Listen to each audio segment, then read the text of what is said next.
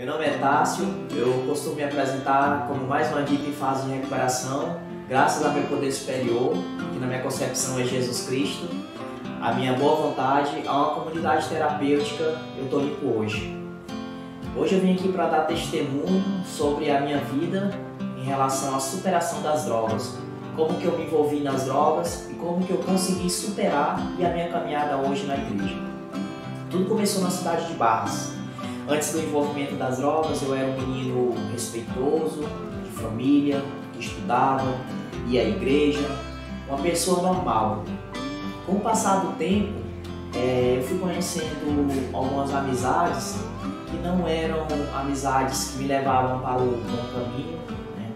Eu não as culpo, porque o que realmente me levou ao mundo das drogas foi a curiosidade. E essa curiosidade que fez eu me aproximar dessas pessoas que usavam droga, que me ofereceram, mas eu tinha recusado. Mas pelaquela ansiedade, aquela curiosidade, eu acabei dando essa oportunidade para querer conhecer. E foi aí onde tudo começou. Aos 11 anos eu comecei a provar o cigarro, né, por rodas de amigos que me ofereciam e eu provei. Lá pro fim de 11 anos, quando às vezes meu pai ia para os bares, que eu ia buscar ele sempre me oferecia também bebida e eu sempre recusava.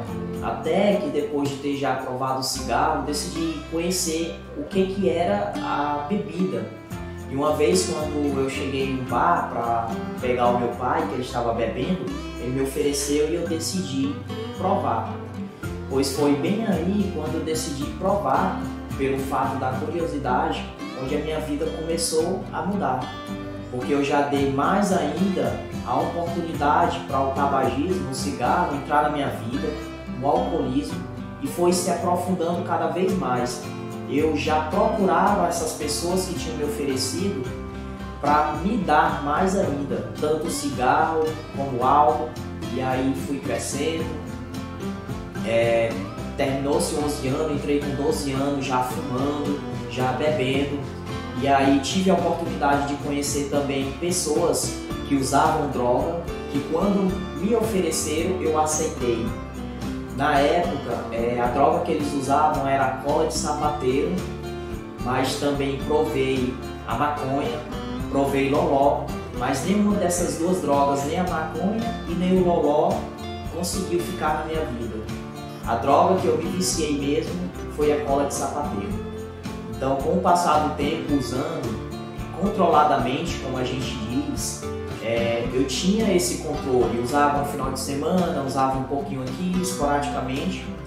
Mas o que eu percebi, o que aconteceu, foi que as drogas, no caso a cola de sapateiro, o alcoolismo, o cigarro, foram tomando conta da minha vida. Eu já não usava mais controladamente. Ela já me dominava e eu já tinha perdido o controle da minha vida. Então, o que era por diversão passou a ser uma coisa que me dominava. Então, aquele usar controladamente, ela não tinha mais controle na minha vida. E aí, quando chegava casos que eu não tinha mais dinheiro nem para comprar o cigarro, nem a bebida, nem a cola de sapateiro, eu passei a fazer coisas erradas. Essas coisas erradas foram roubar dinheiro do meu pai, roubar dinheiro da minha família. Até enquanto eu era em casa, ainda tinha um jeito, porque eles brigavam comigo e eu parava de fazer. Mas a partir do momento que eles paravam de me dar droga, o que eu não conseguia mais ter elas, eu parei de roubar em casa e fui roubar na rua. E esse roubar na rua foi que me trouxe consequências.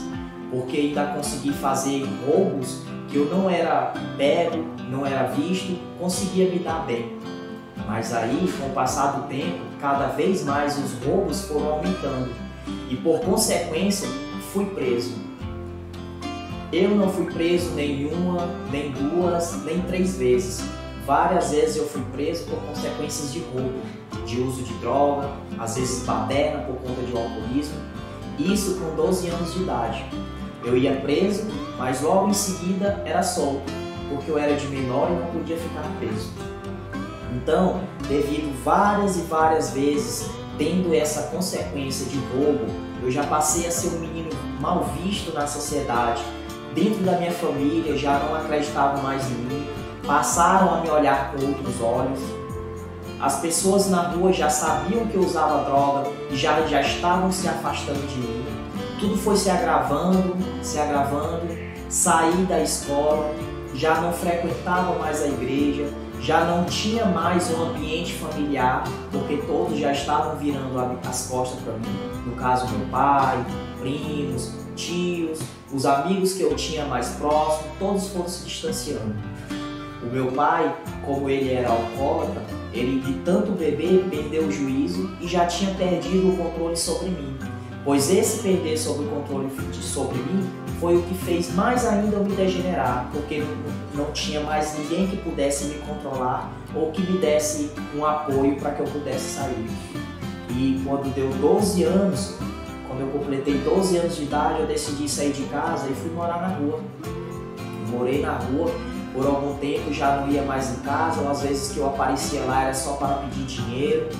E eu cheguei várias vezes a comer do lixo, a dormir mesmo na rua, a viver na rua. E daí então foi onde eu passei a ter a minha vida degenerada. Não tinha mais a minha vida como era antes. Um menino estudioso, um menino da igreja, que era bom, que respeitava, que tinha uma família, eu não tinha mais nada. E aí fui caindo e me aprofundando cada vez mais no fundo do poço. Pois nesse cair no fundo do poço, foi onde aumentou mais ainda as minhas atitudes em questão de ser mesmo uma pessoa que não presta, que roubava. E nesses roubos, teve um tempo em que eu parei de ser aquela pessoa que fazia o roubo, mas tinha o cuidado de não ser visto. Já estava descarado, eu roubava e não tinha mais essa coisa de não tô nem aí, vou roubar mesmo, minha vida já está degenerada, ou seja, já tinha perdido o sentido da minha vida. E aí, por ter perdido isso, fui caindo cada vez mais no fundo do poço. Já cheguei a bater no meu pai, uma vez quando eu cheguei em casa pedindo dinheiro para comprar drogas, ele não tinha. E aí eu virei e bati no meu pai, dei um tapa na cara dele, que ele caiu no chão. Isso foi a coisa que doeu muito no meu coração, foi a coisa que eu mais me arrependi e me arrependo até hoje por essa atitude. Então, com esses 12 anos, foi se aprofundando mais ainda. Até uma vez, quando tudo já estava degenerado, não tinha mais jeito, eu fui preso, junto com a turma que eu tinha, que era eu e mais 4.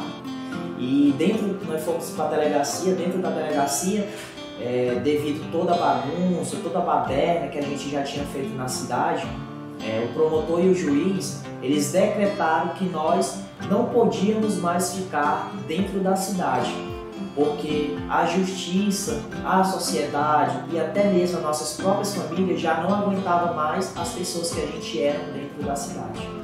E então o juiz e o promotor decidiram que nós iríamos ser enviados para o CASA. Antigamente era o CASA, hoje é conhecido como o SEM. E então foi o momento onde a gente passou 5 dias preso na delegacia, só que em cela separada, não estavam com os presos adultos. E foi aí nesse momento onde eu vejo que Deus entrou na minha vida.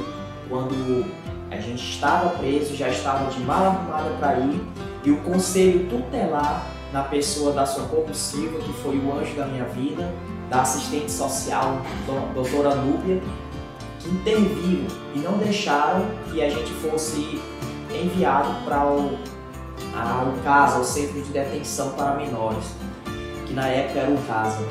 E então eles apresentaram para a Justiça essa alternativa, que era a comunidade terapêutica, na época era a Fazenda da Paz, a Fundação da Paz, né? que lá era um centro de tratamento de recuperação para dependentes químicos. E aí o juiz aceitou essa intervenção deles e decidiram enviar a gente para lá.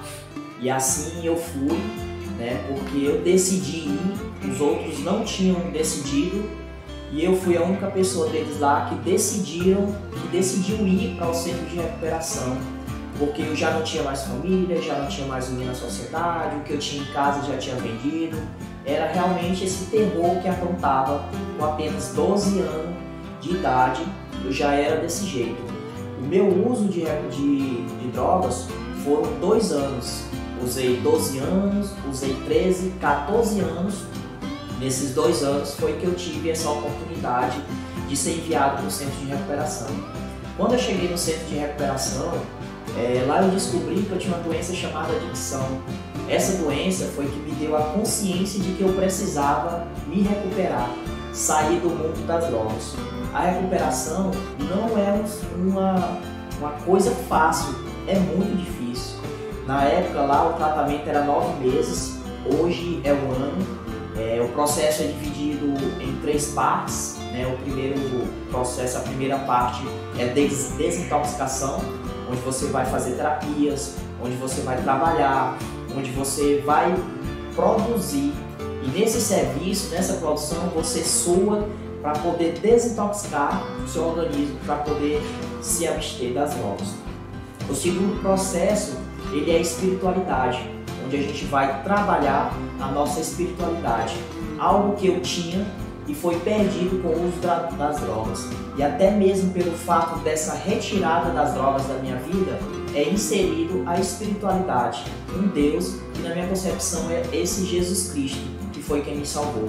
Então todo o vazio com a retirada das drogas, eu preencho com essa espiritualidade. Preencho com oração, preencho com ajuda ao próximo, preencho com atitudes de valores que eu tinha perdido lá na minha drogadição. Então eu retorno com ela nessa segunda parte. Na terceira parte é reintegração à sociedade.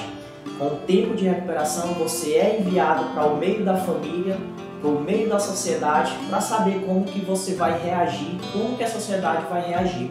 Nesse período eu ainda senti que as pessoas ainda tinham certa discriminação comigo.